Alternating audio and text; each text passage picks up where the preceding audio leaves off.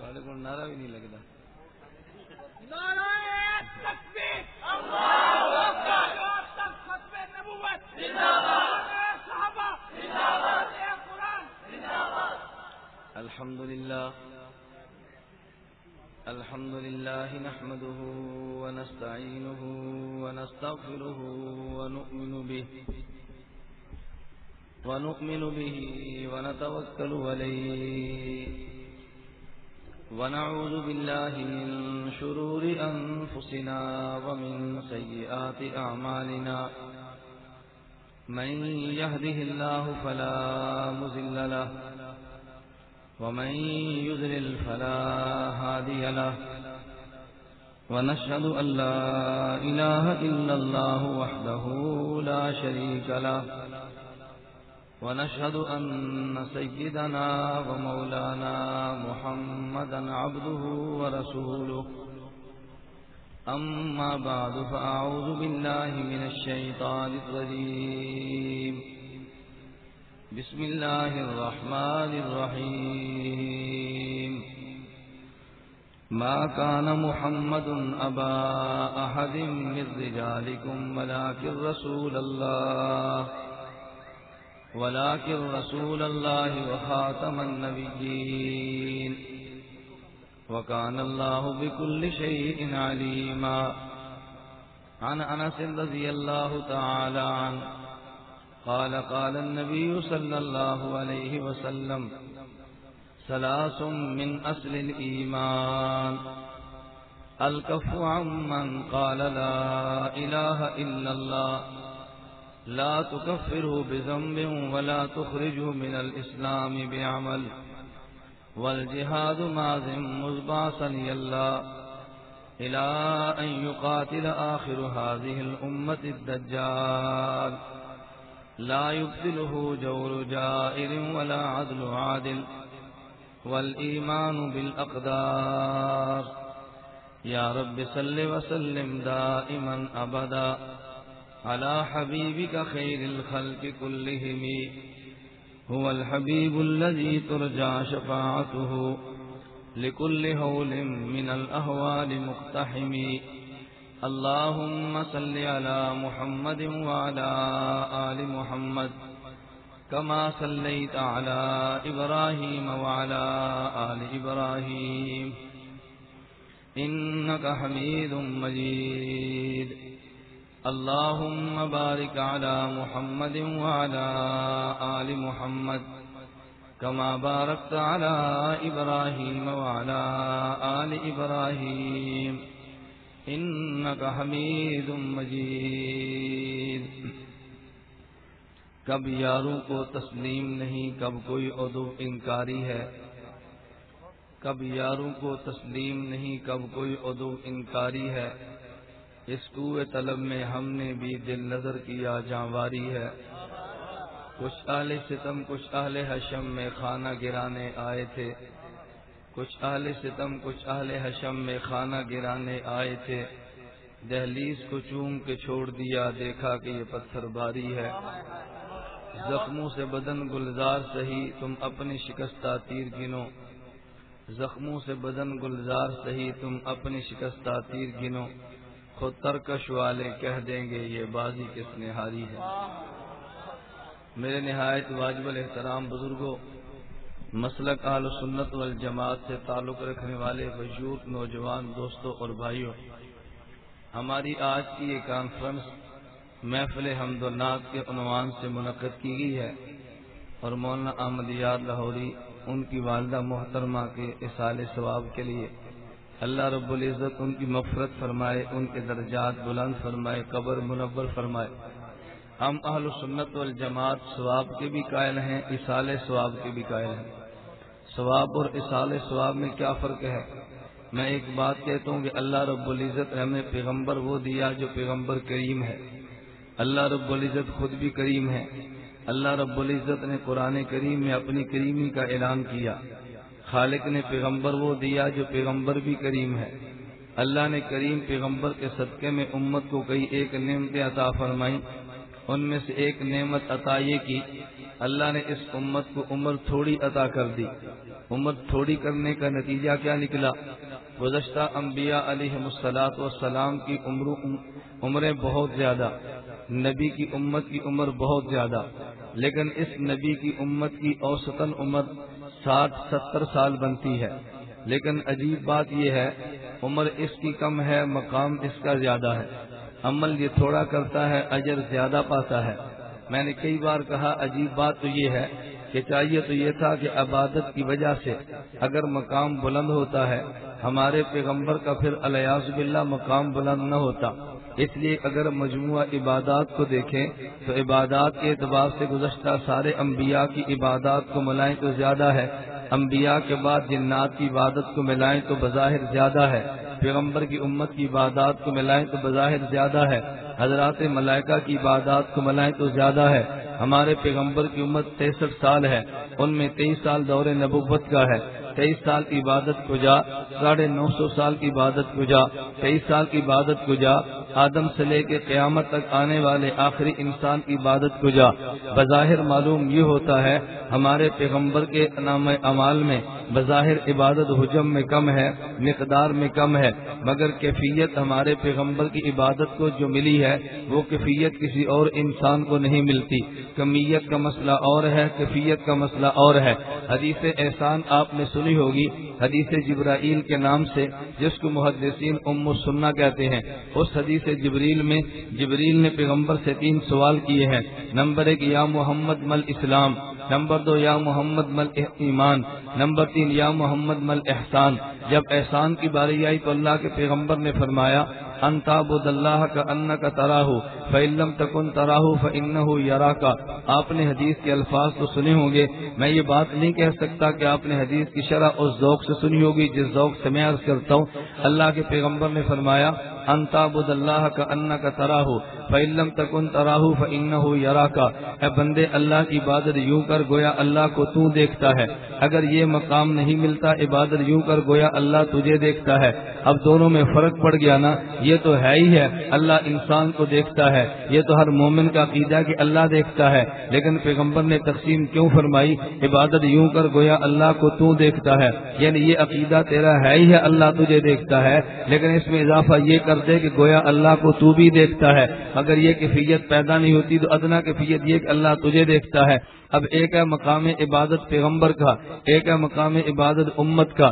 نبی اور امت کے مقام عبادت میں فرق یہ ہے پیغمبر اس مقام پر فائز ہے کہ اللہ پیغمبر اس مقام پر فائز ہے ان تعبد اللہ کا انک تراہ، پیغمبر عبادت کرتا ہے کہ انک تراہ کے مقام پر فائز ہو کے، امتی عبادت کرتا ہے اس مقام پر فائز نہیں ہوتا۔ فإن لم تکن تراہ فإنہ یراک، گویا پیغمبر عبادت کرتا ہے عالم مشاہدہ میں مستغرق ہو کے، امتی عبادت کرتا ہے عالم غیبوبت میں غرق ہو گئے۔ جو عالم غیبوبت اور عالم مشاہدہ میں فرق ہے وہ نبی اور امتی کی عبادت میں فرق ہے۔ جو نبی اور امتی کی عبادت میں وہی فرق ہوگا جو مشاہدہ اور غیبوبت میں فرق ہے۔ اب یہ علمی بحث چلے گی تو آپ حضرات کے چہرے پہ بانا بجنے شروع ہوتے ہیں کہ یہ کون سی بحثیں شروع ہو گئی ہیں، اس لیے کہ آپ حضرات تو بڑک اور پھڑک کے قائل ہیں نا، آپ تو ترنم اور سجا کے قائل ہیں، تو جب عنوان بدلتا ہے تو تھوڑی سی توجہ ہٹ جاتی ہے، تو پھر مجھے علمی مضامین بیان کرتے ہوئے جھجک محسوس ہوتی ہے کہ یہ سمجھیں کہ خود نہیں اور کھاتے میرے ڈال دیں گے کہ بحث اس نے کون سی شروع کر دی تھی۔ خیر میں عرض کر رہا تھا کہ پیغمبر کا مقام عبادت کیوں بڑھتا ہے کہ جس مقام پہ پیغمبر فائز ہے وہ ہے کہ انک تراہ، امتی کا مقام عبادت کیوں کم ہے، یہ جس مقام پر فائز ہے وہ ہے فإنہ یراک، تو جو انک تراہ فإنہ یراما فرق ہے وہی فرق نبی اور امت کی عبادت میں ہے۔ اس لیے میں کہتا ہوں کمیت میں فرق ہے اور کیفیت میں بھی فرق ہے۔ اگرچہ پیغمبر کی عبادت کمیت میں تھوڑی ہے مگر کیفیت میں بہت بلند ہے۔ کمیت اور کیفیت کا فرق بیان کرنے کے لیے میں ایک مثال دیتا ہوں کہ جیسے 5 کلو گڑ ہو اور ایک چٹکی سکرین کی ہو تو دیکھنے میں 5 کلو گڑ زیادہ ہے مگر مٹھاس ایک چٹکی سکرین میں زیادہ ہے، اس لیے کیفیت اس میں زیادہ ہے کمیت اس میں زیادہ ہے۔ بظاہر حج تیرے زیادہ ہیں، بظاہر عمرے تیرے زیادہ ہیں، بظاہر سجدے تیرے زیادہ ہیں، بظاہر قرآن کی تلاوتیں تیری زیادہ ہیں، بظاہر میدان جنگ کی جنگیں تیری زیادہ ہیں، مگر جس کیفیت پہ ڈوب کے نبی عبادت کرتا ہے وہ مجھے اور تجھے نصیب نہیں ہوتی۔ اس لیے اہل سنت والجماعت کا عقیدہ کہ پیغمبر کا ایک سجدہ ایک طرف، پوری انسانیت کے سارے سجدے سجدے ایک طرف ملا کر نبی کی ایک سجدے کا مقابلہ بھی نہیں کیا جا سکتا. پیغمبر جس مقام پہ عبادت کرتا ہے اس مقام کا میں اور آپ تصور بھی نہیں کر سکتے. اللہ ہمیں یہ بات سمجھنے کی توفیق عطا فرمائے. جو اہل سنت والجماعت کا عقیدہ پیغمبر کریم ہے, پیغمبر کی شان کرم کی برکت سے اللہ نے امت پہ انعام یہ کیا, عمر تھوڑی دی ہے. عمر تھوڑی کا نتیجہ کیا نکلا کہ جب انسان کو عمر تھوڑی دی, فقی ابو اللہ سمرقندی رحمۃ اللہ علیہ تنبیہ الغافلین میں طویل حدیث نقل کرتے ہیں. حضرت محدث امام ابو نعیم دلائل النبوہ میں لمبی حدیث نقل کرتے ہیں کہ حضرت موسیٰ نے جب اللہ سے دعا مانگی تھی, یا رب انی اجر فی الالواح امتن, اللہ میں نے تورات کی تختی میں امت کا تذکرہ پڑھا ہے, وہ امت مجھے عطا کر دے. اس میں 10 مضامین بیان کیے, ان میں ایک مضمون حضرت موسیٰ نے یہ چھیڑا کہ یا اللہ یہ امت آخر میں آئے گی, اگر ان میں سے کوئی ایک انسان گناہ کا ارادہ کرے گا, اذا ہم احدم بالسیئہ لم یکتب, اس کے گناہ کو لکھا نہیں جائے گا. واذا عمل, جب وہ گناہ کر لے گا تو اس کے نامہ اعمال میں ایک گناہ لکھ دیا جائے گا. اللہ لیکن وہ امت جب ایک نیکی کا ارادہ کرے گی اس کے نامہ اعمال میں نیکیوں کی لکھ دیا جائے گا. اگر نیکی ایک کرے گی تو 10 سے لے کر 700 نیکیاں لکھی جائیں گی. حضرت موسیٰ نے واسطہ دیا, اللہ یہ امت مجھے عطا کر دے. اللہ کی شان کریمی دیکھیے, اگر گناہ ایک کیا تو نامہ اعمال میں گناہ ایک لکھا جاتا ہے, اگر گناہ کا ارادہ کیا تو نامہ اعمال میں گناہ نہیں لکھا جاتا, لیکن نیکی کا ارادہ کیا تیرے نامہ اعمال میں نیکی کو لکھ دیا گیا. اگر نیکی کر لی ہے تو 700 نیکیاں نیکی کر دی گئی. ایک تو اللہ نے کرم یہ فرمایا کہ تیری ایک نیکی پہ 700 کا اجر عطا کر دیا. دوسرا کرم یہ کیا, رب نے مثال کے طور پہ 60 سال زندگی دی ہے, تو نے 60 سال میں گناہ بھی کیے, 60 سال میں نیکیاں بھی کی, لیکن جب قیامت کے دن آئے گا تیرے گناہ بھی ہوں گے, تیرے نیکیاں بھی ہوں گے. اگر نیکیوں کا پلہ بھاری ہو گیا تو جنت میں چلا جائے گا, اگر گناہ کا پلہ بھاری ہو گیا جہنم میں چلا جائے گا.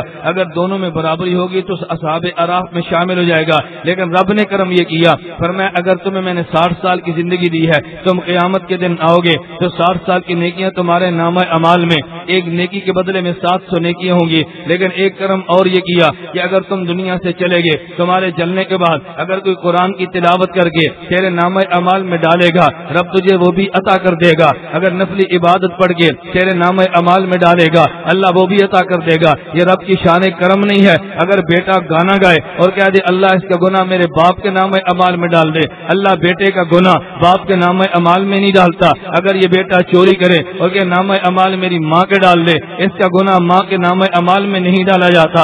اگر گناہ کیا اللہ نامہ اعمال میں مرنے والے کے نہیں ڈالتا, لیکن اگر نیکی کی ہے تو نامہ اعمال میں اللہ ڈال دے گا. یہ رب کا شان کرم تھا نا. اگر اللہ تجھے نیکی, اگر اللہ شیطان کی طرح تجھے عمر قیامت تک کی دے دیتا, نتیجہ کیا نکلا؟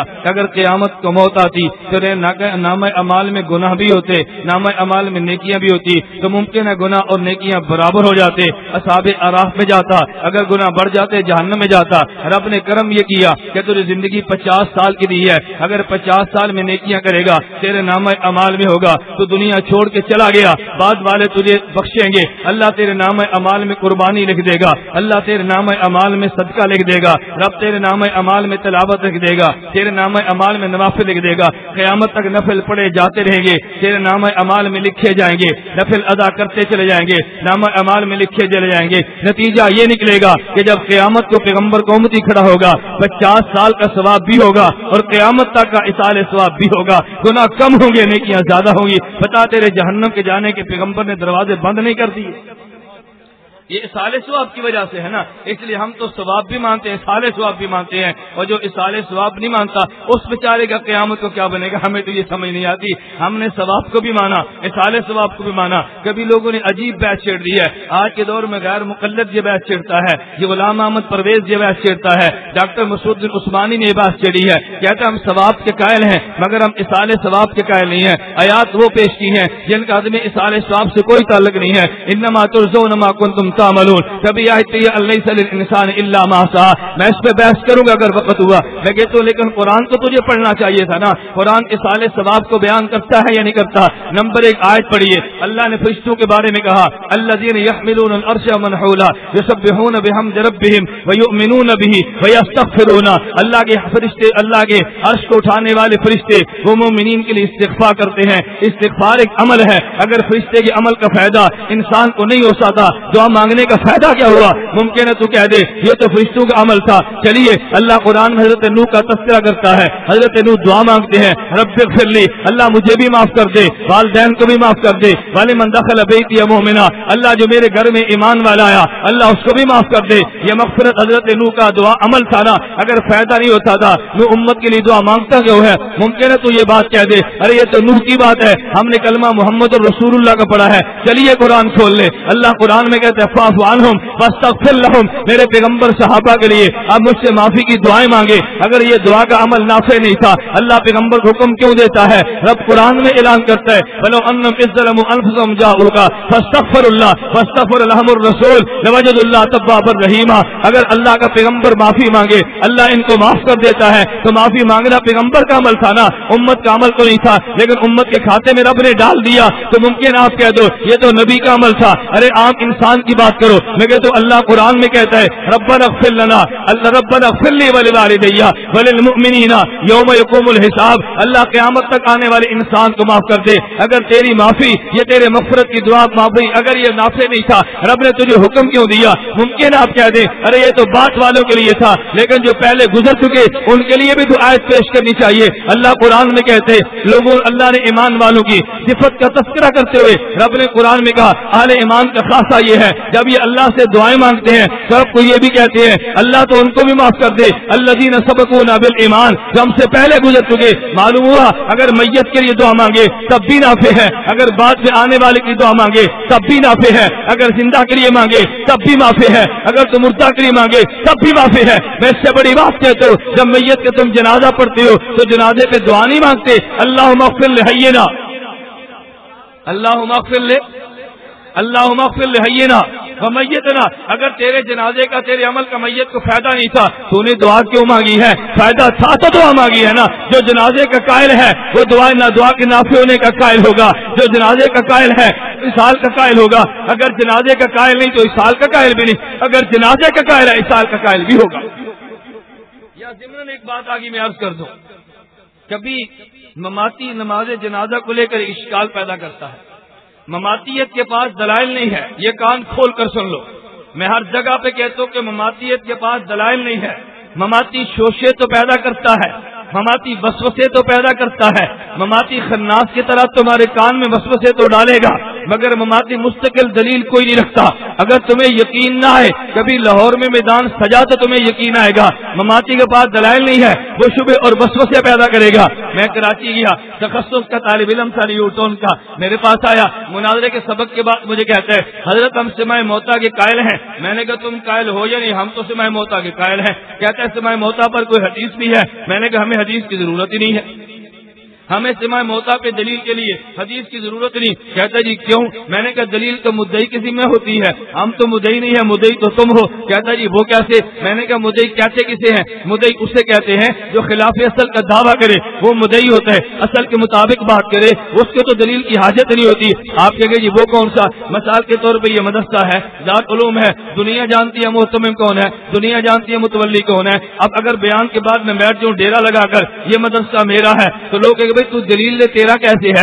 اشتہار پر محتمم تو فلاں کا نام لکھا تھا، چندہ تو فلاں مانگتا رہا، فلاں یہ کام کئی سال سے کر رہا تھا، تو نے دعویٰ کیسے کر دیا؟ تو جو خلاف اصل کا دعویٰ کرے دلیل وہ پیش کرتا ہے نا. میں نے اس مماتی سے کہا، میں نے کہا میں تم سے ایک سوال کرتا ہوں، کیا تم میت کے لیے عذاب قبر کے قائل ہو؟ کہتا جی ہم قائل ہیں. میں نے کہا عذاب کا معنی کیا ہے؟ تم ذہن نشین کر لو. مماتی جب کہنا میں عذاب قبر کا قائل ہوں تم اس سے سوال کرنا تم عذاب و ثواب میت کے قائل ہو؟ کہتا جی میں قائل ہوں. اس سے پوچھو عذاب کا معنی کیا ہے؟ اب یہ لالا چپ ہوگا تجھے عذاب کا معنی نہیں بتائے گا. اگر عذاب کا معنی بتائے گا تو پھنس جائے گا، عذاب کا معنی نہیں بتائے گا. جیسے مماتیت سے مناظرہ ہونا تو تم بات کرو گے تو مماتی کہتا ہے جی موت کا معنی یہ ہے. اس سے پوچھو پھر حیات کا معنی کیا ہے؟ مماتی موت کا معنی کرے گا، مماتی حیات کا معنی نہیں کرے گا. حیات کا معنی کرتے مماتی کو موت آتی ہے اس لیے وہ موت کا معنی کرتے ہیں مگر حیات کا معنی نہیں کرے گا. تمہیں یقین نہیں آئے گا کبھی آزما کے دیکھ لو. کہتا ہے جی موت کا معنی کیا ہے؟ روح جسم سے نکل جائے تو پھر حیات کا معنی کیا ہوگا؟ روح جسم میں داخل ہو جائے نا.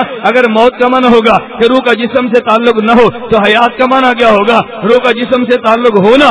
لیکن اس لیے حیات کا معنی بیان نہیں کرے گا. کیوں؟ اللہ قرآن میں شہداء کو احیا کہتا ہے، وہ روح کا تعلق نہیں مانتا. اگر حیات کا معنی تعلق مانے گا تو شہید کا تعلق بھی ماننا پڑے گا. اگر حیات کا معنی جسم کے اندر روح کو ماننا ہے تو شہید کے لیے قائل ہونا پڑے گا. اس لیے حیات کا معنی کبھی نہیں کرتا مگر موت کا معنی کرے گا. میں تمہیں یہ چھوٹی چھوٹی بحث سے سمجھا رہا ہوں. اللہ کے دماغ میں بات بیٹھ جائے، اس سے پوچھو عذاب کا معنی کیا ہے؟ عذاب کا معنی نہیں کرتا. میں نے تخصص کے طالب علم سے کہا، میں نے کہا عذاب کا معنی تجھے نہیں آتا. صاحب جمل نے عذاب کا معنی کیا ہے. صاحب جمل کہتے ہیں عذاب کہتے ہیں ایلام الحی علی سبیل الہوان، زندہ آدمی کو دکھ دینا ذلیل کرنے کے لیے. کبھی تم تکلیف دیتے ہو مگر ذلت مقصود نہیں ہوتا. جب تو بچھڑے دوست عرصے کے بعد ملتے ہیں تو دونوں جفا ڈال کے ملتے ہیں اور دبا کر ملتے ہیں. کوئی درد بھی ہوتی ہے مگر اس کو عذاب کوئی نہیں کہتا. لوگ جانتے ہیں بھی محبت میں دو مل رہے ہیں نا. آپ گھر میں جائیں گے اپنے بیٹے کو لیں، آپ بیٹے کے رخسار پہ دندی ماریں گے، کوئی نہیں کہتا کہ تم نے ظلم کیا. ہر آدمی سمجھتا بیٹے سے پیار کرتا ہے، اس کو ظلم نہیں کہتے. ظلم کا عذاب اس کو کوئی نہیں کہتا. عذاب کا معنی یہ تھا کہ تم عذاب کا معنی کیا تھا کہ زندہ کو تکلیف دو، لیکن تکلیف بھی زندہ کو دو اور ذلیل کرنے کے لیے دیے جائے. میں ایک بات علمی طور پہ کہتا ہوں، آپ ذہن نشین فرما لو. مسلمان اگر نافرمان ہوا یہ قیامت کے بعد جہنم میں جائے گا. اللہ نہ کرے کافر بھی جہنم میں جائے گا، لیکن کافر جو جہنم میں جائے گا وہ عذاب کے لیے جائے گا. مسلمان جو جہنم کے لیے جائے گا عذاب کے لیے نہیں جائے گا. مسلمان جہنم میں تذکیر کے لیے جائے گا. کافر جہنم میں جائے گا تو مقصد اور ہوگا، مسلمان جائے گا تو اور ہوگا. یہ تحقیق میری نہیں ہے. علامہ شبیر احمد عثمانی رحمہ اللہ تعالی نے تفسیر عثمانی میں عذاب المہین کے ساتھ تفصیل بیان کی ہے. کافر اگر جہنم میں جاتے عذاب کے لیے جاتے، اگر مومن جہنم میں جائے گا عذاب نہیں تزکیے کے لیے. تزکیے کا معنی کیا ہوا؟ رب پاک کرنا چاہتا ہے. جنت پاک لوگوں کی جگہ ہے، جنت میں ناپاک نہیں جاتا. اس نے زنا کیا یہ ناپاک ہوا، اس نے چوری کی ہے یہ ناپاک ہوا. رب اس کو جہنم میں بھیج کے پاک کر کے پھر جنت میں بھیج دے گا. لیکن کافر کو رب جہنم میں بھیجے گا تو عذاب دینے کے لیے، ذلیل کرنے کے لیے. مسلمان پر قیامت کے دن جہنم کا عذاب نہیں ہوتا بلکہ مسلمان کا تزکیہ ہوتا ہے. علامہ شبیر احمد عثمانی فرماتے ہیں میں نے پوچھا عذاب کا معنی گیا. اب لالا عذاب کا معنی نہیں بتاتا. کیوں معلوم ہے اگر عذاب کا معنی بتاؤں گا تو پھنس جائے گا نا. میں نے کہا عذاب کا معنی اعلام الحی علی سبیل الہوان، تم عذاب میت کے قائل ہو. کہتا ہے جی قائل ہو. عذاب کا معنی کیا تھا؟ زندہ کو تکلیف دینا. اگر تم نے قبر میں میت کے لیے عذاب مانا ہے تو پھر میت کے لیے حیات کو ماننا پڑے گا. اگر حیات مانا ہے پھر سما کو ماننا پڑے گا. آدمی عذاب مانے پھر حیات نہ مانے، حیات مانے اور سما نہ مانے، یہ حماقت کی باتیں ہیں. میں نے کہا اگر تم نے عذاب مانا تو تمہیں حیات ماننی پڑے گی، حیات مانی پھر تمہیں سما ماننا پڑے گا. اس لیے مماتی عذاب کا حیات کا انکار کرتے تاکہ سما ثابت نہ ہو. یہ سما تو حیات کے لوازمات میں سے ہے نا. میں چھوٹی سی مثال دیتا ہوں. اگر سورج نکل آئے اور آدمی یہ بات کہہ دے سورج نکلا ہے تو یہ بات کہنے کی ضرورت ہے کہ دھوپ بھی چڑھی ہے. جب کہہ دیے سورج نکلا ہے یہ بتانے کی ضرورت ہے ارے یہاں پر گرمی اور تپش بھی ہے. جو آدمی کہتے ہیں سورج نکلا ہے مگر روشنی موجود نہیں ہے دلیل وہ دے گا. جو کہتے ہیں سورج موجود ہے مگر گرمی نہیں ہے دلیل وہ دے گا. تپش سورج کے لوازمات میں سے ہے، روشنی سورج کے لوازمات میں سے ہے. جو سورج کے چڑھنے کا قائل ہوگا وہ روشنی کا قائل بھی ہوگا. اگر میت کے عذاب کا قائل ہے پھر حیات کا بھی قائل ہے، پھر سما کا بھی قائل ہے. اگر حیات مانتے سما نہیں مانتا تو دلیل مماتی کی ذمہ ہے، دلیل میرے اور تیرے ذمہ.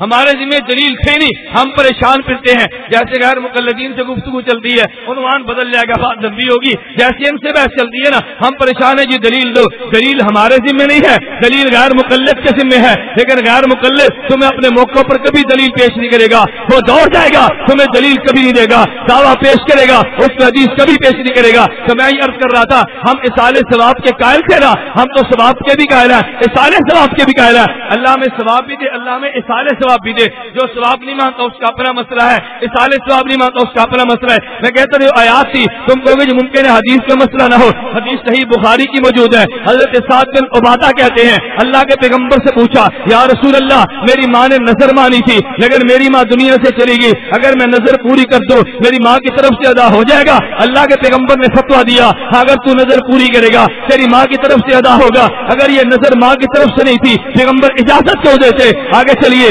حدیث مبارک میں موجود ہے، صحابی رسول آ کر پوچھتے یا رسول اللہ میرے باپ نے آستن باہر کہتے میرے باپ نے وصیت کی تھی میرے طرف سے 100 اونٹ صدقہ کر دینا، اللہ کے پیغمبر میرے بھائی ہشام نے 50 اونٹ عطا کر دیے لیکن میں نے 50 دینے باقی تھے، میں نے سوچا نبی سے پوچھ لوں، آپ فرمائے میں اپنے باپ کی طرف سے 50 اونٹ ادا کر دوں؟ حضور نے فرمایا لو کان مسلمہ، اگر تیرا والد مسلم ہوتا، اگر تیرا والد مسلم ہوتا فاتقتم بھی تو اس کی طرف سے غلام آزاد کرتے، فاتقتم عنہ وتصدقتم بھی وحججتم عنہ تو اس کی طرف سے حج کرتے، اس کی طرف سے غلام آزاد کرتے، لبلہ ذالک اللہ اس کو عطا کر دیتا، لیکن مسلمان جو نہیں تھا اس سے تمہیں کوئی فائدہ نہیں۔ معلوم ہوا اگر مرنے والا مسلمان ہو اصال ثواب ہوتا ہے، لیکن مرنے والا مسلمان ہو تو اصال ثواب نہیں ہوتا۔ آپ کو یہ تو نظر کا مسئلہ تھا، وصیت کا مسئلہ تھا، ارے وصیت و نظر کے مسئلے کو چھوڑ دے۔ ابو ہریرہ رضی اللہ عنہ فرماتے ہیں اللہ کے پیغمبر کی خدمت میں صحابی آیا کہ یا رسول اللہ ان ابی ماتا ولم یوصی، میرا باپ دنیا سے چلا گیا، میرے والد نے وصیت نہیں کی، هل یکفر عنہ او ان تصدقت به، اگر میں صدقہ کر دوں میرے والد کو مل جائے گا؟ اللہ کے پیغمبر فرمایا نعم، اگر صدقہ تو کرے گا تیرے والد کو مل جائے گا، لیکن تو قرآن کی آیات کہتی ہیں اصال ثواب ہوتا ہے، پیغمبر کی روایات کہتی ہیں اصال ثواب ہوتے، جو اصال ثواب نہیں مانتا وہ پیغمبر کے قرآن کو بھی نہیں مانتا، نام آل قرآن ہوگا مگر قرآن کو نہیں مانتا، نام آل حدیث ہوگا مگر حدیث کو نہیں مانتا۔ آل قرآن رکھ کے اگر قرآن کے خلاف آواز اٹھے گی اس فتنے کا کلا کما جو بندیت ضرور کرے گی، اگر آل حدیث تک کے حدیث کے خلاف یہ تم آواز اٹھاؤ گے جو بندی بیٹھے تمہارے دروازے بند کر دیں گے، تمہارے قدموں کو روک دیں گے، اس فتنے سے امت کو آگاہ کیا جائے گا۔ میں نے اس لیے کہا تم نے غلط کیا، تم نے دھوکہ دیا۔ میرے ایک نوجوان نے گزشتہ سال کی بات ہے مجھے کہنے لگا مولانا آپ یہ بتاؤ اصال ثواب پر کوئی دلیل بھی ہے؟ میں نے کہا دلیل تو بڑی واضح ہے۔ کہتا دلیل کون سی؟ میں نے کہا امی عائشہ کہتی ہیں رضی اللہ تعالیٰ عنہا نبی پاک نے حکم دیا ایک دمبا لے کر آؤ، ہم دمبا لے کر آئے، حضور نے فرمایا دمبا وہ لانا، وہ دمبا وہ لانا کہ جس کی آنکھیں سیاہ ہو، ہم نے وہی دمبا لایا۔ فرمایا پیر سیاہ ہو، ہم نے دمبا وہی لایا۔ فرمایا جس کے پاؤں سیاہ ہو، ہم دمبا وہی لائے۔ نبی پاک جب اس کو ذبح کرنے لگے حضور نے انہ بسم اللہ من محمد من آل محمد من امت محمد، حضور نے کہا اللہ یہ دمبا ذبح کر دو، اس کا اجر پیغمبر کو بھی دینا، آل محمد کو بھی دینا، امت محمد کو بھی دینا۔ اگر اصال ثواب نہیں تھا پیغمبر یہ صدقہ کیوں کرتا ہے امت محمد کے لیے؟ تو غیر مقلد مجھے کہنے لگا، میں کہتا ہوں غیر مقلد ہوگا اس میں عقل نہیں ہوگی، اگر عقل ہوگا غیر مقلد کبھی نہیں ہوگا۔ مجھے فون کرنے لگا حضرت تم نے قربانی کی، تم نے گوشت ذبح کرنے کا اصال ثواب تو پیش کیے، قرآن کا آیت بھی پیش کر سکتی ہو۔ میں نے کہا اچھا میں بیٹا تجھ سے پوچھتا ہوں تو مجھے یہ بتا ایک آیت پڑھنے کا ثواب زیادہ ہے یا دمبا ذبح کرنے کا ثواب زیادہ ہے؟ مجھے کہتا رہی آیت کی پڑھنے کا۔ میں نے کہا تو کا مقل تجھے ریاضی بھی نہیں آتی، تجھے حساب بھی نہیں آتا، دین تجھے کہاں پہ آتا؟ اگر تجھے ریاضی آتی تو کبھی یہ بات نہ کہتا ایک آیت پڑھنے کا اجر زیادہ ہے۔ آپ فرعون گے وہ کیسے؟ میں نے کہا دیکھو قرآن کریم میں الف لام میم آیت ہے نا، ایک آیت میں 3 حرف ہے، 1 حرف کے بدلے میں 10 نیکیاں، تو الف لام میم پہ کتنی نیکیاں ملیں گی؟ 30 نیکیاں مل جائیں گی نا۔ اچھا اور دمبے میں اللہ کے پیغمبر نے فرمایا بکل شارت حسنہ، ہر بال کے بدلے میں نیکی ہے۔ تم دمبے کے بال گنو نا، کوئی بال گن سکتا ہے؟ دمبے کے گوشت کے بدلے میں نیکیاں کوئی گن سکتا ہے؟ ارے دمبے کے کھروں کے بدلے میں نیکیاں کوئی گن سکتا ہے؟ تم دمبے کو ایک طرف رکھ لو، قرآن کی آیت کے بدلے میں تجھے 30 نیکیاں ملے گی اور ایک دمبے کے بدلے میں تجھے کروڑوں نیکیاں ملے گی۔ اگر 1 کروڑ نیکی کا اللہ ثواب دے سکتا ہے تو 30 نیکی میں رب ثواب نہیں دے سکتا۔ مجھے کہتے ہیں آپ نے دمبا پیش کیا، آپ نے تو آیت پیش کی۔ میں نے کہا اچھا میں تجھ سے پوچھتا ہوں یہ ایسا ہی ہے کہ جیسے مجھ سے کسی آدمی نے 10,000 روپیہ لینا تھا، میں نے کہا تم 1 لاکھ لے لو، مہینے بعد پھر آیا مجھے کہتے جی مولانا 10,000 دو، میں نے کہا یار میں تجھے 1 لاکھ نہیں دیا، کہتے جی 1 لاکھ دیا 10,000 تو نہیں نہ دیے، اور میں نے کہا تیری مت ماری گی، تو نے 10 مانگا میں نے 1 لاکھ دیا۔ اگر 1 کروڑ کا اجر رب دیتا ہے یہ بات تمہیں سمجھ نہیں آتی تو تم 30 نیکیوں کے مطالبے کرتے ہو۔ اس لیے ہم نے کہا ہم اہل سنت والجماعت ثواب کے بھی قائل ہیں، اصال ثواب کے بھی، ہم ثواب کے بھی قائل ہیں، اصال ثواب کے بھی قائل ہیں۔ ہم میت کے لیے بہت ساری چیزوں کے قائل ہیں۔ میت اچھا میں بات درمیان میں شاید آپ کے ذہن میں نہ ہو، بات بدلنا جائے، میں نے ضمن کہا تھا کہ جنازے کے موقع پہ ماتی وسوسہ ڈالتے، وسوسہ تو کون تھا؟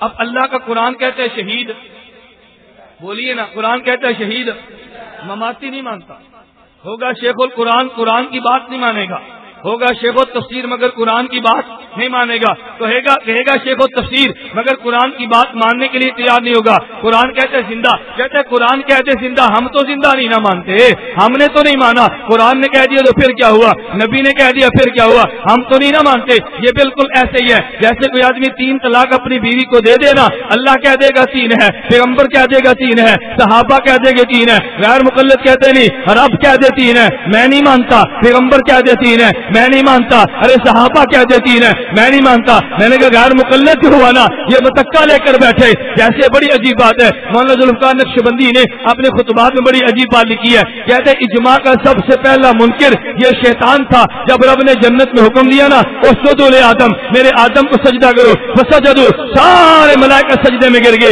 ملائکہ کا اجماع تھا آدم کو سجدہ کرنا چاہیے، الا ابلیس یہ کھڑا ہو گیا، کہتا ہے میں نہیں مانتا، اجماع کا منکر سب سے پہلے یہ شیطان تھا۔ آج کے دور میں اجماع کا منکر غیر مقلد ہے، میں اس کو شیطان تو نہیں کہتا، البتہ خناس ضرور کہتا ہوں۔ جو فرق شیطان اور خناس میں ہے وہی فرق غیر مقلد اور ابلیس کے اندر ہے۔ میں کہتا ہوں تمہیں تعجب ہوگا، ہم کہتے ہیں ہم نے شیطان کی کمر بھی رب نے چاہا تو توڑنی ہے، ہم نے خناس کی کمر بھی توڑنی ہے۔ میں اکثر احباب سے کہتا ہوں، طلباء سے بھی کہتا ہوں، اگر تم دورہ حدیث کے اندر ہو نا تم 2 نیتیں کر لو، بعض نیت یہ کر لے ہم تبلیغی جماعت میں 1 سال لگائیں گے، تبلیغی جماعت والے کہتے ہیں اس سے شیطان کی کمر ٹوٹے گی، میں نے کہا کچھ نیت یہ کر لو ہم مولانا کے بعد 1 سال تخصص مناظرہ پڑھیں گے، اس سے خناس کی کمر ٹوٹے گی انشاءاللہ ثم انشاءاللہ۔ تم نیت کر کے تو دیکھو، اگر 1 سال جماعت میں جانے سے شیطان کی کمر ٹوٹتی ہے نا تو میرے پاس آنے سے خناس کی کمر ٹوٹتی ہے۔ اگر شیطان اور خناس میں تھوڑا سا اور فرق سمجھنا چاہو میں تھوڑا سا فرق کرتا ہوں۔ یہ دنیا کا اصول یہ ہے، ایک ہوگا ہیڈ کوارٹر اور ایک ہوگا بوسٹر۔ ہیڈ کوارٹر بوسٹر میں کیا فرق ہے؟ کمپنی ہیڈ کوارٹر میں نشریات کو پھیلانے کے لیے ہیڈ کوارٹر میں مشینریاں فٹ کرتی ہے، وہ نشریات کو پھیلاتی ہے، لیکن ایک جگہ آتی ہے اس کے آگے نشریات جام ہو جاتی ہے۔ مثلا کبھی آپ پہاڑی علاقے میں گئے، ادھر آواز ہو رہی ہے ہیلو ہیلو ہو رہی ہے، کہتے ہیں بھی آواز نہیں آ رہی، بھائی آواز کیوں نہیں آتی؟ کہتے ہیں میرے بھارت کے سگنل نہیں آتے، کیوں بھائی؟ اس لیے اس کے ہیڈ کوارٹر کی پہنچ اس جگہ تک تھی، آگے وہ کام نہیں کرتی تھی۔ اب اس کمپنی نے کیا کیا، مرکز کی نشریات کو مزید آگے پھیلانے کے لیے ان نے بوسٹر لگا دیے تاکہ آواز آگے پھیلا دے۔ ایک ابلیس ہے جس کا تخت سمندر کے اوپر لگا ہوا ہے، وہ ہیڈ کوارٹر ہے، وہ آواز پہنچاتے، لیکن جب مسجد سے اذان آتی ہے نا اللہ اکبر اللہ اکبر، پیغمبر نے فرمایا وہ ہوا خارج کرتا ہوا دوڑتا ہے، اس ہیڈ کوارٹر کی آواز مسجد کے اندر نہیں جاتی۔ اندر آواز پہنچانے کے لیے ابلیس نے بوسٹر لگائے ہیں، اس بوسٹر کو محمد حسین بٹالوی کہتے ہیں، اس بوسٹر کو نذیر حسین دہلوی کہتے ہیں، اس بوسٹر کو نواب صدیق حسن کہتے ہیں۔ آج کی زبان میں اس بوسٹر کا نام مبشر ربانی ہے، اس بوسٹر کا نام زبیر علی زئی ہے، اس بوسٹر کا نام طالب الرحمان ہے۔ اور میں نے بات جرأت کے ساتھ کہی ہے، تمہیں یقین نہیں ہے، میں نے 31 مئی کو طالب الرحمان علاقے میں جا کے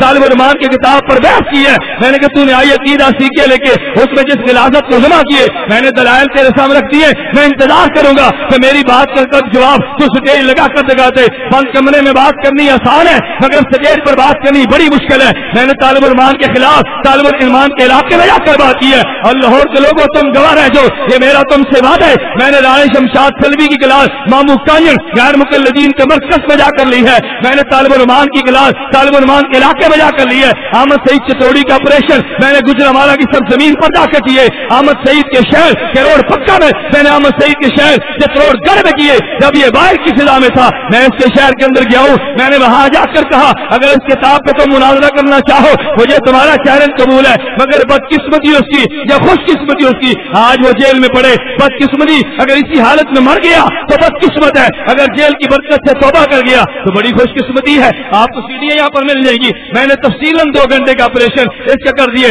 لیکن دجل کی حد دیکھو نا، میں اس کا آپریشن کرتا چلا رہا ہوں۔ ادھر جامعہ صرفیہ میں اشتہار لگا ہوا ہے، اشتہار کیا مولانا الیاس جمن احمد سعید ملتانی مشترکہ کانفرنس میں خطاب کریں گے۔ میں نے کہا بابا میں آزاد سزاؤں میں ہوں، وہ گستاخ جیل میں پڑا ہوا ہے، بلکہ گستاخ اور عاشق ایک سٹیج پر جمع ہو سکتے ہیں، پروپیگنڈے کی حد تک ہوئی ہے نا۔ میں اس لیے کہتا ہوں بوسٹر ایک ہے اور ایک ہے ہیڈ کوارٹر کا نام ابلیس ہے اور بوسٹر کا نام مبشر ربانی ہے، ہیڈ کوارٹر کا نام ابلیس ہے اور بوسٹر کا نام زبیر علی زئی ہے، हेड क्वार्टर का नाम इबलीस है, होस्टल का नाम जुबैर तालिब उर्रहमान है। अगर तुमने जबान बंद लगी, मैं यकीन कीजिए, मुझे कई एक साथी ने कहा, कहते या ये आरफी भोंक मारते, मैंने कहा या ये आरफी की हैसियत वो नहीं है, मैं इसको जूते की नोक पे लग दूं, इसकी जो कोई हैसियत नहीं है। अगर तुम बात करते हो तालिब उर्रहमान की बात करो। मुझे तालिब उर्रहमान के एक लौंडे मौलवी ने कहा, कहते तुम तालिब उर्रहमान से मुनाजरा करना चाहते हो? मैंने कहा तालिब उर्रहमान को तुम तैयार करो, मैं तुम्हें 10,000 इनाम दूंगा। वो पास बैठा सुन रहा था, कहता ये तालिब उर्रहमान कहता है मुनाजरा करेंगे मगर इंटरनेट पे करेंगे। मैंने कहा इंटरनेट पे मुनाजरे की सूरत ये होगी कि मस्जिद इस्लामाबाद में तालिब उर्रहमान की होगी, मेरी और तेरी गुफ्तगू होगी, इस गुफ्तगू को बराह रास्त इंटरनेट पे नशर किया जाएगा। कहता नहीं तुम सरगोदे अपने मस्जिद में बैठो, तालिब उर्रहमान अपनी मस्जिद में बैठे। मैंने कहा भाई ये कौन सा मुनाजरा है? मैं आज भी कहता हूँ अगर कोई गैर मुकल्लिद मेरी गुफ्तगू यहाँ पे सुन रहा हो, मैं वो चाहिए उसको मेरी गुफ्तगू मुबश्शिर रब्बानी तक पहुँचाए। मेरा मुनासरा मुबश्शिर रब्बानी से उसकी किताबों में होगा। मैं तेरा दजल और तेरा किजल तेरी किताबों साबित न कर सका तो जो सजा छोड़ की वो सजा तो मेरी रखो। तालिब उर्रहमान मुनासरा तय करे, मैं तेरा सजल तेरी किताबों से बयान करूंगा। जुबैर लिजई कबूल करे, मैं तेरा सजल तेरी किताब से बयान करूंगा। जुबैर लिजई रिसाला अल हदीस मानामा लिखते, हर रिसाले में अकाबिर उलमा देवबंद से झूठ बयान करता, अकासीब देवबंद। मैंने कहा अपने हक में कई एक किस्तों में अकासीब गैर मुकल्लिदीन के नाम से 10 झूठ हर किस्त में जुबैर लिजई के बयान किए। बेहमदिल्लाह ताला तो मेरी जबान पे यकीन न करो, जुबैर लिजई का रिसाला अल हदीस देखो, मैंने उसकी जबान गुम कर दी है, मैंने उसके कलम करो बदल दिए। जुबैर लिजई को मैं कहता हूँ तू जुर्रत कर मेरे काफिर के खिलाफ अल हदीस में लिखता जा, फिर जवाब भी सुन।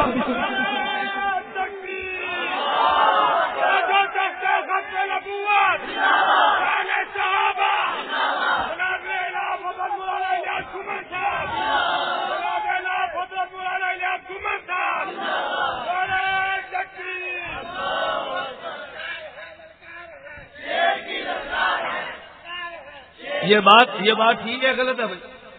बोलिए ठीक है गलत है? मुझे कभी अब आप कहते हैं तेरा लहजा सख्त है, मैंने कहा तुमने इसको भौंकते देखा ही नहीं है। मुझे लाहौर एक बुजुर्ग थे, उनने फोन किया बड़े अदब के साथ, मुझे कहते हैं ये जो हयात और ममात की बहस है ना ये अमेरिका ने शुरू कराई है, तुम यार ख्याल करो। मैंने कहा जी मैं बिल्कुल मानता हूँ ये बात अमेरिका ने शुरू कराई है, लेकिन सवाल यह कि अगर मैंने शुरू किया अमरीकी एजेंट मैं हूँ, उनने शुरू किया तो एजेंट वो है। नहीं समझे? मैं तुम्हारी बात को मानता हूँ, कहते हयात और ममात की बहस किसने शुरू कराई है? बोलिए ना किसने कराई है? मैंने कहा जी मैं मानता हूँ, मैं तो बुजुर्गों का अदब करता हूँ, मैं आपकी बात मान लेता हूँ। सवाल ये है अगर उलमा देवबंद का अकीदा हयात था और बहस इन्होंने शुरू किया एजेंट, उनको कह दो। अगर अकीदा ममात था बहस मैंने छेड़ी एजेंट, मुझे कह दो। फैसला तो आपको करना चाहिए ना। मुझे फिर कहते हैं नहीं तू तो हमारा छोटा है ना, हमारा बेटा, मुझे हम समझा सकते हैं। मैंने कहा जी मैं समझने के लिए तैयार हूँ, उसका तरीका ये है, मैं बुजुर्गों का उनका नाम नहीं लेता। मैंने कहा तुम्हारे लाहौर में काजी यूसुफ अनवर रहता है, इस काजी यूनुस को बुला लो, अपने मदरसे में तुम बुला लो, हम दोनों को बिठाकर हम दोनों बात करते हैं, मैं तुम्हें सालिस मानता हूँ। कहते हमने मुनाजरा नहीं कराना। मैंने कहा मुनाजरा करो, हम दोनों का मुजाकरा करा लो। मुजाकरा तो कराया जा सकता है ना भाई, लेकिन अगर मुजाकरे के लिए भी तैयार न हो। और अजीब बात यह है जो बात मैं कहना चाहता था अब ममातियत ने जबान से शुरू की है। तुम्हारे इल्म में है शुहदा, ये लाल शुहदा मस्जिद, ये माल रोड पे इजलास हुआ इशाअत तौहीद का, उसमें मौलवी हकानी ने, खलील हकानी साहब ने बयान दिए, नवाए वक्त में बयान मौजूद है। कहते हैं निजात की बुनियाद देवबंदियत पे नहीं है, कुरान हदीस पर है। मैं तो यही कहता था तुम देवबंदी नहीं, तुमने तो खुद मान लिया ना। हम ये बात कह रहे तुमने मानना शुरू कह दिए, इसलिए मैं कहता हूँ इंशाअल्लाह सुम्मा इंशाअल्लाह वो दिन आएगा हमने देवबंदियत से नहीं तुम्हें आलू सुन्नत वल जमात की फहरिस्त से अलग कर दिया है। मैंने काफिले हक के हर शुमारे पे मुस्तकिल एक फतवा जारी किए, तुम फतवा याद पढ़ते चले जाओ। और फतवा हर उस शख्स का है जो बराह रास्त शेखुल अरब अल आजम मौलाना हुसैन अहमद मदनी का शागिर्द है। इस दफा जामिया नुमानिया डेरा इस्माइल खान के वक्त में मौलाना अलाउद्दीन ने फतवा दिए कि ममाती के पीछे नमाज मकरूह तारीमी है, वाजिबुल इयादा है, आलू सुन्नत वल जमात से खारिज और बिदअती है। ये मेरे काफिर के फतवे हैं। आइंदा काफिले हक में फतवा आएगा मौलाना मोहम्मद यूसुफ खान दामद बरकातुहू का, जमीयत उलमा इस्लाम आजाद कश्मीर के सरपरस्त है, हजरत मदनी के शागिर्द है, इमाम आलू सुन्नत वल जमात मौलाना सरफराज खान दफ्तर के साथी है, उनका फतवा आएगा। मुझ पे गिला न करो, इन अकाबिर से पूछो। अगर ये फतवा अकाबिर का नहीं था तो तुम मुझे बुरा कह दो, अगर अकाबिर के फतवे नकल कर दो फिर मेरे खिलाफ जुबान दराजों की हाजत नहीं है, अपने अकाबिर से जाके बात करो। खैर मैं आपसे कर रहा था कि हमने इस बात को इंशाअल्लाह सुम्मा इंशाअल्लाह ये पानी और दूध अलग करना चाहिए कि नहीं भाई? अलग करना चाहिए ना। तुम जो बंदियों को गालियां भी दो, जो बंदी बन के जियो, कम अज कम हमारी गैरत इसको गवारा नहीं करती। अल्लाह में समझने की तौफीक अता फरमाए। खैर मैं अर्ज कर रहा था वो ममाती कहते कि जब तुम जनाजे की दुआ पढ़ते हो क्या कहते? अल्लाहुम्मा अग़फिर ले بولیے اللہم اغفر لے. آگے کہتے ہیں سامنے شہید پڑا ہے اور یہ گردان کوٹ پڑھ رہے عطا اللہ بنجالوی. عطا اللہ بنجالوی میں آپ سے کہتا ہوں وہ یہاں پر بیٹھا ہو اس کو کہہ دو میں تو منتظر ہوں بھائی تم ان کو تیار تو کرو نا. میں نے کہی ایک بار کہا بھائی تیار کرو لیکن کوئی شخص ان کو تیار کرنے کے لیے تیار نہیں ہوتا یا یہ تیار ہونے کے لیے تیار نہیں ہوتے. خیر میں کہتا ہوں گردان پڑھ رہے کہتے جنازہ شہید کا پڑا ہے تم کہتے ہو شہید زندہ ہے پھر تم دعا مانگتے ہو اللہم اغفر لحینا وحینا. زندہ ہے نا اندازہ کرو بس سوچا ڈالنا ہے. کہتے جب شہید زندہ ہے تو دعا کیا مانگ اللہم اغفر لحینا. کہتے ہیں زندہ پھر حینا کون ہے تو میتنا کیوں کہتے ہو. کہتے ہیں میتنا کہنے اس بات کی دلیل ہے کہ یہ مردہ ہے اگر زندہ ہوتا اللہم اغفر لحینا وحینا کہتے. میں نے کہا اچھا اگر تیری دلیل کو مان لیا جائے نا سامنے پڑا ہوا ہے سامنے پڑی ہے عورت تم کہتے ہو وذکرنا سامنے لاش کس کی ہے اور ہم کیا کہہ رہے ہیں سامنے پڑا ہے مرد ہم کیا کہہ رہے ہیں انسانا. میں نے کہا اگر سامنے عورت ہے ہونا اللہم اغفر لحینا ومیتنا وشاہدنا وغائبنا وانسانا وانسانا کہو نا سامنے عورت جو پڑی ہے انسانا انسانا کہہ دو نا سامنے مرد پڑے پھر ذکرنا ذکرنا کہہ دو نا تو جو جواب تمہارا ہوگا وہی جواب میرا ہوگا. دو نا جواب. میں نے کہا تم سے جواب بحمدللہ تعالی نہیں بن سکے گا. میں تمہیں کہتا ہوں یاد رکھ لو اگر سامنے کبھی شہید ہوگا کبھی غیر شہید ہوگا کبھی مذکر ہوگا کبھی مذکر نہیں بلکہ مؤنث ہوگی رب نے دونوں کے لیے جملے عطا کر دیے. اگر سامنے شہید ہو اللہم اغفر لحینا اور حینا کی برکت سے میتنا. اگر سامنے غیر شہید ہے تو پھر میتنا اس کی برکت سے حینا. اگر سامنے مذکر ہے فذکرنا اس کی برکت سے انسانا. اگر سامنے مؤنث ہے انسانا اور اس کی برکت سے ذکرنا. ہم نے دونوں کو مان لیا ایک موجود ہوگا ایک موجود نہیں ہوگا. ہم تو دونوں کے قائل ہیں لیکن جو تم نے بحث چڑھی ہے تم جواب دو جو ہم نے بحث چڑھی ہم جواب دیں گے. میں ایک درمیان یہاں پر بھی کہہ دوں ممکن ہے یہاں پر بھی ہو مولانا کا اچھا خاصا مسئلہ پیش آیا ہو سکتا ہے تمہیں بھی پیش آئے. مجھے ایک ساتھی نے کہا وہ جی حدیث میں آتا ہے کہ جب تم جنازے کی نماز پڑھتے ہو نا تو تم جنازے کے بعد دعا نہیں مانگتے. میں نے کہا عجیب بات ہے ایک لڑائی غیر مقلدوں سے شروع ہو گئی ایک لڑائی آل بدعت بریلوی شروع ہو گئی. غیر مقلد یہ بدعتی نمبر 1 ہے اور بریلوی بدعتی نمبر 2 ہے. ایک لڑائی اس سے اور ایک لڑائی اس سے. آپ کو یار یہ کیسے جو تم نے اس کو نمبر 1 کہہ دیا اور اس کو نمبر 2 کہہ دیا. میں نے کہا تم نہیں جانتے نمبر 1 اسے کہتے ہیں جو ثابت شدہ سنت کا انکار کر دے اور نمبر 2 سے کہتے ہیں جو غیر ثابت شدہ مسئلے کو دین مان لے. ایک الحاد اور ایک بدعت ہے. غیر مقلد ملحد ہے اور بریلوی بدعتی ہے اور ملحد نمبر 1 دشمن دین کا ہوتا ہے بدعتی نمبر 2 دشمن دین کا ہوتا ہے. لیکن ہم نے فرق جو نہیں کیا. میں کہتا ہوں بات سمجھنا ادھر میت کے جنازے کی نماز آئی ہے نا دو قسم کے آدمی آگے. ایک آیا غیر مقلد وہ فوراً کہنے لگا کہتا اگر تم جنازے کی نماز پڑھتے ہو میں سیالکوٹ میں تھا چند ایک علماء بیٹھے تھے اچانک میں پہنچا بڑے خوش ہوئے کہتا مولانا بہت اچھا ہو تم آگے ہم ایک مسئلے پر پریشان تھے. میں نے کہا پریشانی کس بات کی. کہتا کل یہاں پہ جنازہ تھا غیر مقلد نماز جنازہ پڑھانے لگا تو جناز سے پہلے بیان کیا کہتا ہے دوستو بھائیو آج ہم جنازہ سنت کے مطابق پڑھیں گے. اچھا بھائی سنت کون سی ہے فاتحہ اونچی آواز سے پڑھیں گے. اچھا دلیل سنو دلیل دینے لگا کہتے ہیں فاتحہ بھی نماز ہے اور نماز یہ جنازہ نماز ہے اور نماز بغیر فاتحہ کے نہیں ہوتی لہٰذا نماز جنازہ بغیر فاتحہ کے نہیں ہوتی.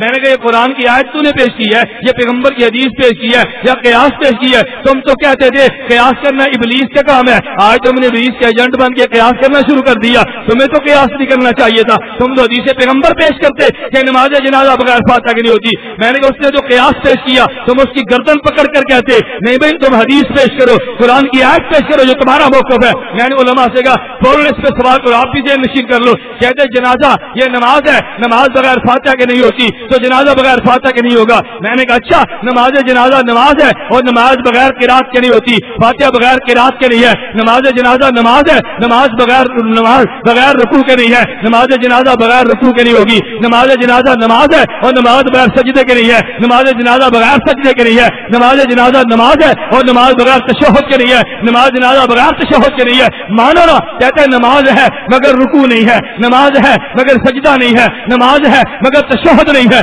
میں نے کہا نماز ہے مگر فاتحہ بھی نہیں ہے. تم نے اتنی باتیں چھوڑ دی ہیں تو تم پھر بھی اہل حدیث ہو اور ہم نے ایک بات چھوڑ دی تمہیں ہمیں کیسے مشرک کہہ دیا. تو جو دلیل تمہاری تھی میں نے تمہاری دلیل لے کر بات کی ہے نا تو جو جواب تم دو گے وہی جواب ہم دیں گے. اب تم جواب کی تیاری کرو اب اس سے کوئی جواب نہیں بن پڑتا. تو میں نے کہا وہ ایک طرف ہوا ایک اور آ گیا. یہ مسعود الدین عثمانی کا ماننا تھا اسی لاہور کی بات ہے. میں میت کے بارے سے بات کر رہا ہوں. ایک آ گیا مجھے کہتا جی سوال کرنے ہیں. میں نے کہا جی بڑے شوق سے کرو لیکن جس شوق سے سوال کرو گے نا تم نے اسی شوق سے پھر جواب بھی سننے ہیں. کہتا نہیں میرا ایک سوال ہے. میں نے کہا کرو کرو سوال سنو. مجھے کہتے جی مولانا یہ اس قبر میں اسی قبر میں میت کو عذاب اور ثواب ہوتا ہے. میں نے کہا بالکل ہوتا ہے. کہتے آپ اس پہ قرآن کی آیت پیش کر سکتے ہو؟ ایک بات دے نشین کر لو.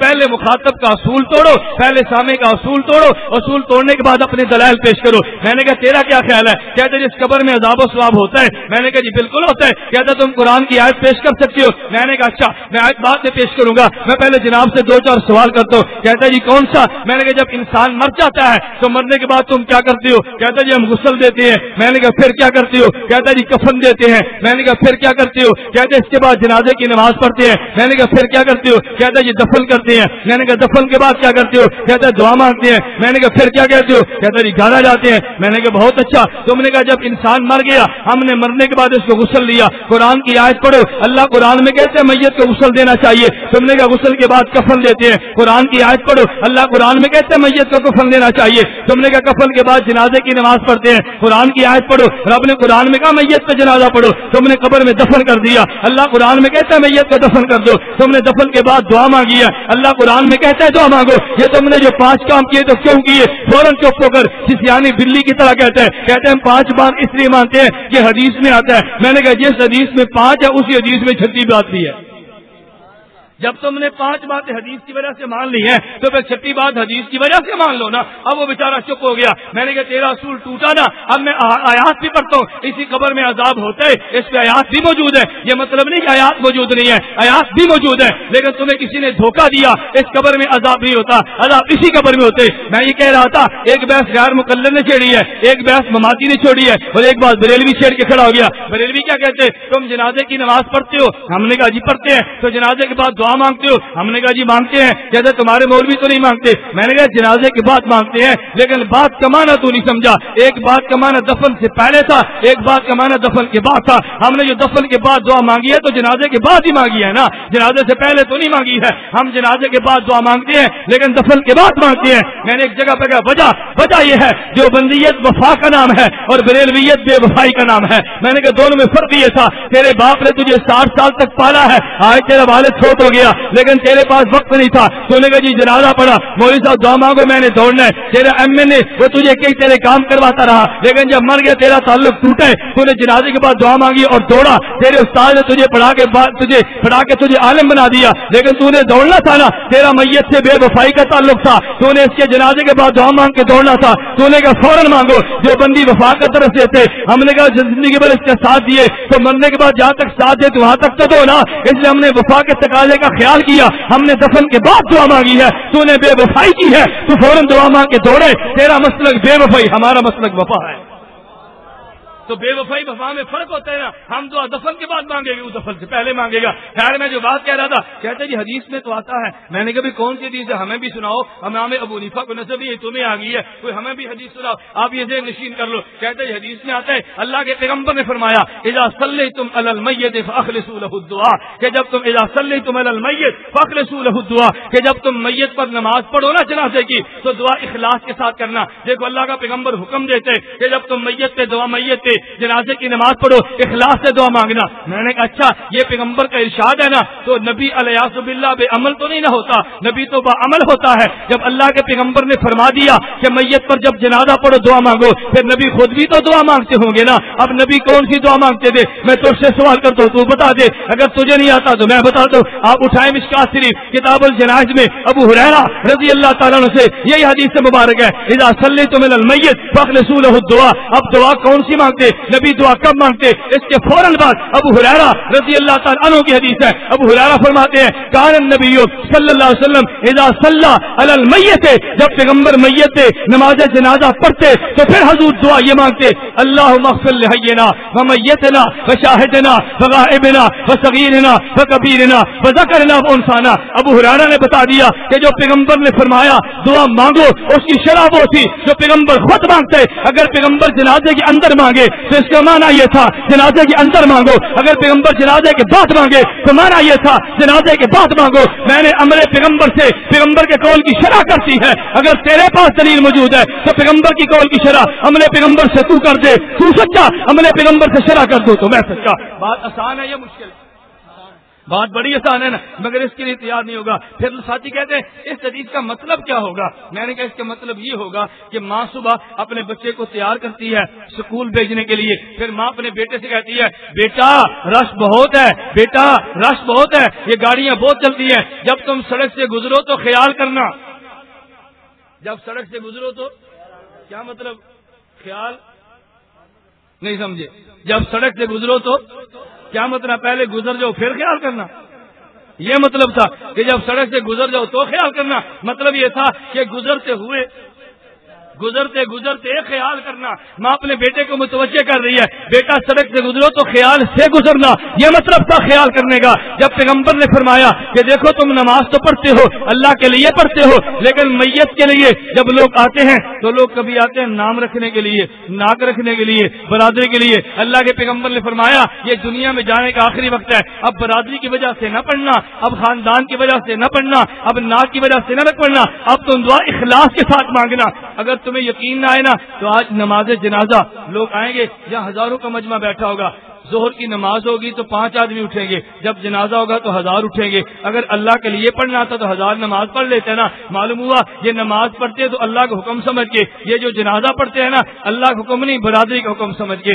آج میں نے نہ پڑھا تو میرے باپ کے جنازے میں کون آئے گا؟ اس لیے پیغمبر نے فرمایا اذا صلیتم علی المیت فاخلصوا له الدعاء، کہ جب تم میت پر جنازے کی نماز پڑھو پھر اخلاص سے دعا مانگنا۔ میں کہہ یہ رہا تھا میں نے میت کے متعلق 2-3 باتیں کی ہیں، اللہ مجھے بھی سمجھنے کی توفیق دے، اللہ آپ کو بھی سمجھنے کی توفیق دے۔ اب میں آخری بات کہتا ہوں، یہ جو حمد و نعت کی محفل ہے، اگر یہ محفل عمل ہے، اگر یہ دین ہے، اگر یہ ثواب کا کام ہے، اگر یہ عمل صالح ہے، پھر ہم بھی دعا مانگتے ہیں اللہ اس کا اجر مولانا کی والدہ کو دے دے، اللہ اس کا اجر تمام ان اموات کو دے دے جن کا ایمان پہ خاتمہ ہوا، اللہ سب کو دے دے۔ اگر کسی کو اشکال پیدا ہو حمد و نعت کی محفل یہ تو اجر کا کام نہیں ہے، یہ تو ثواب کا کام ہے، میں اسے دعوت دیتا ہوں تم صبح جاؤ مسلم شریف کو کھول کے دیکھ لینا، مسلم شریف جلد نمبر 1 صفحہ 300 پہ روایت موجود ہوگی۔ حضرت امیر معاویہ رضی اللہ عنہ کے والد محترم ابو سفیان نے کلمہ نہیں پڑھا، ابھی کلمہ نہیں پڑھا، نبی پاک صلی اللہ علیہ وسلم کی دعوت موجود تھی، ابھی کلمہ نہیں پڑھا، حالت کفر میں تھے۔ ابو سفیان نے پیغمبر کے خلاف چند ایک شعر لکھے،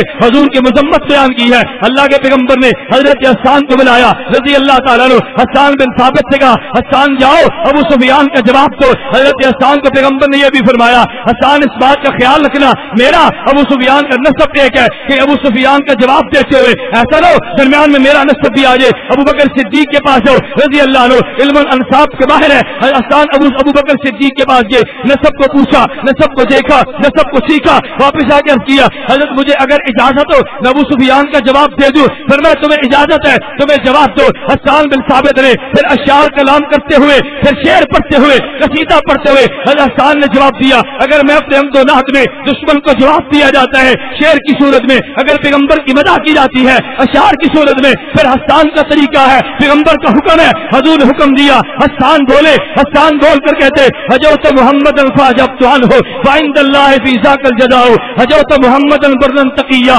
رسول اللہ شیمتہ الوفاء فإن ابی ووالدی وعرضی عرض محمد منکم بقاء ثقلت بنیتی ان لم تروها تسیر لک بکنفی قداء یبارین العینة مسعدات على اکتاف الاسل الزماء تذل جیادنا متمطرات تلتمهن بالخمر النساء فإن آرستم عنا تمرنا فكان الفتو وانكشف الغطاء فإلا فاصبروا لذلاب يوم يعز الله فيه من يشاء وقال الله قد أرسلت عبدا وإذ يقول الحق ليس به خفاء فقال الله قد أرسلت جندا هم الأنصار عرضتها اللقاء يلاقي كل يوم من ماد قتال أو سباب أو هجاء فمن يهجو رسول الله منكم ويمدحه وينصره سواء وجبريل رسول الله فينا وروح القدس ليس له كفاء واخر دعوانا ان الحمد لله۔ بیٹھ جاؤ بھائی، 1 منٹ بیٹھ جاؤ، اللہ کا بندہ تم نے تو سفر ہی نہیں کیا، 1 منٹ تشریف رکھو 1 منٹ۔ میں نے آپ سے کہا نا میری عادت نہیں بیان کرنا، میں فجر کی نماز کے بعد سرگودا سے چلاؤں، سرگودا سے فیصلہ آباد، وہاں سے سائی بال علوم شریعہ، وہاں سے جامعہ رشیدیہ، وہاں سے چیچا وطنی، وہاں سے عارف والا، وہاں سے پاک پتن، اور پاک پتن سے 11:30 چلو آج آپ کے سامنے بیٹھوں۔ تھکنا تو مجھے چاہیے، تھکے آپ بیٹھے ہیں اور میں بحمدللہ تعالیٰ اب بھی تازہ دم ہوں۔ اگر مجھے کسی اللہ کا فضل فرمائے کہ ٹکر لگ جائے تو پھر آدمی کا خون اور بڑھ جاتا ہے۔ میں نے اس لیے غرض کیا اللہ آپ کو مشن کی درد عطا فرما دے، اللہ دیوبندیت کے مسلک سے محبت عطا فرما دے۔ غیر مقلدین نے آج کے جلسے کو ناکام بنانے کی پوری کوشش کی ہے. مجھے بھی لاہور سے فون آیا, مجھے بھی, میں ابھی سائیوال نہیں پہنچا تھا تو فون آیا, مولانا کہاں پر ہو؟ میں نے کہا پاک پتن سے نکل رہا ہوں. کہاں؟ وہاں تو طوفان اور سیلاب آ گیا ہے, خیمے اکھڑ گئے ہیں اور وہاں پر اسپیکر ٹوٹ گئے ہیں, جلسہ ختم ہو گیا. میں نے کہا جلسہ ٹوٹے یا ختم ہو, میں نے وہاں پر جانا ہے, جلسہ ہو جانا میں نے آنا ہے. جہاں تک میں جا سکا جاؤں گا, وہاں پہنچ کر فون کر دوں گا مولانا لوری صاحب اس سے آگے ہماری گاڑی نہیں جاتی, جب تک جا سکے جائیں گے. فون مجھے بھی آیا, لیکن میں نے اپنے سفر کو چھوڑا نہیں ہے. میں آپ سے بھی کہتا ہوں افواہیں پھڑانا غیر مقلدین کا کام ہے. آخر ابلیس کا پوسٹر جو ہوا نہیں سمجھے, ابلیس کا اس کا کام ہے نا یار. جہاں تک ابلیس کی نشریات نہیں آتی تو اس نے جانا ہے اپنا کام کرنا ہے. یہ اسپیکر دے کر شیطان دوڑتا ہے, لیکن اس نے تو اپنا کام کرنا تھا. اس لیے ہم شیطان سے پریشان بھی نہیں ہے اور خناس سے پریشان بھی نہیں ہے. اللہ نے چاہا شیطان کی کمر بھی توڑیں گے, خناس کی کمر بھی توڑیں گے. اللہ نے چاہا تو بوسٹر کو برباد کریں, ہیڈ کوارٹر کو بھی توڑیں گے اور بوسٹر کو بھی, یہ سب برباد ہوگی انشاءاللہ.